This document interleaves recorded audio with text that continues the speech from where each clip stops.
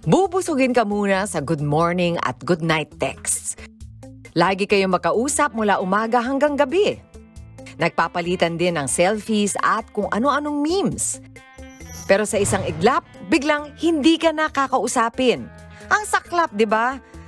I'm Vian Franco, 28 years old, naka-experience ng ghosting. Nakilala raw ni Vian ang kanyang almost Mr. Right sa isang dating app. Hanggang sa nagdesisyon na silang mag-meet up. After that, parang there's a mutual understanding na, okay, parang masaya naman pala tayo together. So, from then, nag-meet na kami on a weekday. Minsan nagkakayayaan, weekends, tas we plan ahead. Mabilis din nag-level up ang kanilang pagkakaintindihan dahil pinakilala na nila ang isa't isa sa mga taong malapit sa buhay nila. Tapos, na-meet niya na rin yung mga friends ko, some of my friends, especially my best friend. I actually met his family. Nakapunta na ako sa bahay nila. Hindi na raw nagdalawang isip si Vian na isama ang lalaki bilang +1 sa kanilang barkada meet-up. Pero last minute daw itong nagsabing hindi siya makakapunta at hindi na uli nag-message. The next day, wala pa rin siyang reply, hindi niya pa rin na-seen yung message ko. And sabi ko, parang iba na to. So parang more than 24 hours, he hasn't messaged me at all, walang paramdam. Nang tingnan ni Vian ang social media accounts ng lalaki, nagulat siya na in-unfollow na pala siya nito. Hindi raw siya makapaniwalang magagawa ito sa kanya ng lalaki. Lalo't nangako raw sila noon sa isa't isa na walang manggo-ghost. Sinubukan daw ni Vian na ituon sa ibang bagay ang kanyang atensyon para makamove on. Nahihirapan daw siyang tanggapin na hindi man lang nagpaalam ng maayos ang lalaking minahal niya. I always tell this to my friends that bakit kailangan mang ghost ng tao? You know, kasi you could always tell us na parang, hey, it's not working anymore. Period. Bye-bye. O kaya, hi, we can continue this. Parang ganon. For me, it's so easy, pero baka sa ibang tao nga, hindi nga siya easy. Natuklasan na lang ni Vian na may iba nang mine-mention sa social media ang nang-ghost sa kanya. May tinatag na siyang babae. So, baka after namin, he found someone. Napabuntong hininga na lang si Vian at nagdesisyong tuluyan ng mag-move on mula sa mapait na karanasan. Ayun nga naman yung tanong, di ba? Bakit nga ba kailangan mag-ghost? At kasama natin live ang psychologist mula sa empath.ph na si Greg Naldo. Good morning, Greg! Magandang umaga po sa ating lahat. Oo, thank you for joining us. Itong ang ghosting na to, actually matagal na to di ba? Meron ang ghosting noon, nagkaroon lang ng pangalan, di ba? Explain muna natin, ano ba talaga yung ghosting? Yung ghosting po tulad ng sabi niyo, ma'am, no? Matagal na siya na problem eh. Ngayon na lang siya na term sa mga Gen Z, sa millennial. So yung ghosting, ito yung parang sudden na pag-cut sa'yo ng tao nang without any prior notice. No? So basta ikakat ka niya tapos hindi na siya makikipag-communicate sa'yo. Parang ganun. Oo. At sino bang madalas kumuha nito? Lalaki, babae, tabla lang? Based po sa statistics, no? Sa ngayon, sa panahon ngayon na nauuso na yung social media, actually almost pantay lang eh. So hindi mo na masabi kung lalaki ba or babae kasi yung access mo sa kumbaga, it's all about the feelings and yung personality talaga ng tao. Tapos yun yung tanong nga ni Vian na talagang tinatanong ng lahat, bakit kaya kailangan mag-ghost? Or bakit may nang-go-ghost? Kasi kuminsan mas malalim pa yung dahilan, hindi lang dahil ayaw mo lang, di ba? Ayaw mo lang. Ano nga ba sa iyong pag-aaral? Actually, napakarami pong dahilan, pero sa amin mga psychologists po, yung isa sa tinitignan namin is yung attachment style.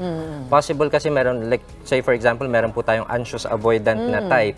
So basically, merong isang tao na nagkikrave ng attention, ng contact sa person, tapos meron din naman doon sa relationship na kapag ka mas nagkikrave ka ng attention, ako is natatakot, aalis ako, magiging distant ako doon sa relationship. So pwede rin sa sa personality mismo talaga na they feel good kapag ka manipulate sila ng tao kasi parang sa ego parang nila. Parang control nila, di ba? Nakokontrol nila yung situation pagka ganun. So meron talaga mga ganun dahilan. Pero yung parang on the surface, yan di ba? Una-una siguro yung isip mo, hindi talaga kami katalo. Nung unang na-meet ko, parang, or hindi ko type talaga yung itsura niya. Meron namang mga ganun talagang yung physical reasons at saka nararamdaman mo na hindi kayo parehong tinutunguan kuminsan. Ano pa yung mga dahilan na binibigay? Busy, Yung iba busy, pero actually po, maging maingat lang tayo dun sa part na yun kasi yung mga nanggo-ghost, medyo mataas yung tendency nila na gumamit ng mga defenses. Sometimes, ang gagawin nila, kasi hindi tayo compatible. Pero bakit hindi mo kayang i-explain yan sa tao? Oo, actually Diba? lahat ito, yun nga ang tanong, kung bakit hindi na lang sabihin. Kasi valid naman na hindi kayo magkatuluyan dahil sa Yes. mga bagay na ito. Pero hindi natin naiisip yung mga epekto sa tao kapag ikaw ay nag-ghost. At yun ang pag-usapan natin ngayon. Kasi po, kumbaga parang hindi nila naiisip. It's because ang iniisip ng mga taong ito is yung sarili nila. Takot sila doon sa confrontation na, say for example, bakit ko pa kailangan na mag-explain? Kung po pwede naman na ang gawin ko na lang ay i-cut na lang ikaw totally sa life ko at hindi na ako magpaparamdam talaga. Kung minsan nga, kala nila mas maigi yun, ayoko silang masaktan, hindi na Opo. lang ako magsasalita. Pero sa totoo lang, yun na nga may epekto sa tao. Yung loneliness, kung minsan depression. Depression, yung isa sa mga pinaka-worst po na po pwede mangyari.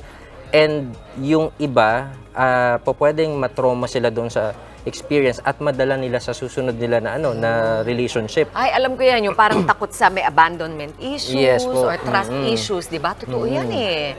Paano naman yung self-esteem ng tao? Anong impact ng ghosting doon sa tao pag hindi nila Nako, naririnig? bababa at bababa po yung kanilang yung kanilang self-esteem kasi ang nangyari, and common po ito sa mga nagiging clients ko, ang ginagawa nila, natatakot silang aminin na ako is na-ghost. Kasi parang ito something to do doon sa, kumbaga parang kang na-scam. So ayokong aminin kasi yung iba nga po dyan, wala yan sa profession eh. Parang, yung iba, doktor ka tapos nag-ghost ka. Parang may ganong label pa yung society minsan. So, nahihiya sila na aminin. So, madaming rason at madaming dapat din intindihin sa mga epekto ng pag-ghost. Hindi naman natin ipipilit ang mga relasyon na hindi dapat, Yes. Di ba? Kasi hindi Meron rin po naman siya dahilan. Pero siguro yung i-communicate, dahil ngayon alam na nga natin na merong mga epekto.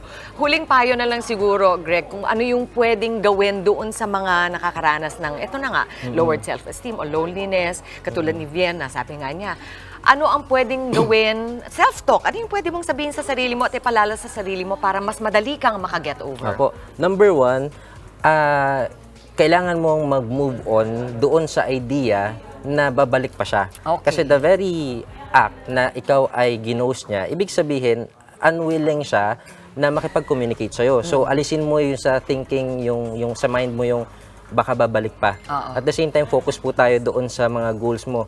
Before mo sila ma-meet or before mo siya ma-meet, ano yung mga goals mo, ano yung mga nagpapasaya sa'yo?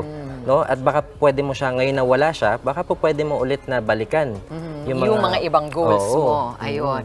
And I guess the idea na marami pang iba doon, di ba? Yes. Oo. Na hindi yan, yung wag ka ma-fixate na mangyayari at mangyayari yan pa ulit-ulit. Kumbaga, do not generalize po kasi hindi ibig sabihin na isa lang ay yun na yung lahat. Yun na lahat. Okay, thank you so much sa iyong mga paalala at maraming salamat din sa lahat ng mga payo na binigay mo sa amin, Greg Naldo, ang ating psychologist. Ang sa akin lang, ang huling payo ko siguro, ngayong alam na natin na may epekto sa iba ang pag-ghost. Tayo rin, bilang tao na nakakaramdam, isipin din natin na yun ang ginagawa natin ay merong ganong klaseng epekto sa iba. Pero kung ikaw yung nag-ghost, alalahanin mo na kung minsan baka yung kabila, yung isang tao ang may mababang self-esteem, wag laging personalin para rin makamove on kayo ng mas mabilis, di ba? Yun lang naman. Alright? Mga kapatid, Chiki Roa Puno po. Simulan ang inyong araw na puno ng impormasyong kapaki-pakinabang. Sama na sa isang makabuluhang umaga. Tumutok at mag-subscribe sa social media pages ng News 5.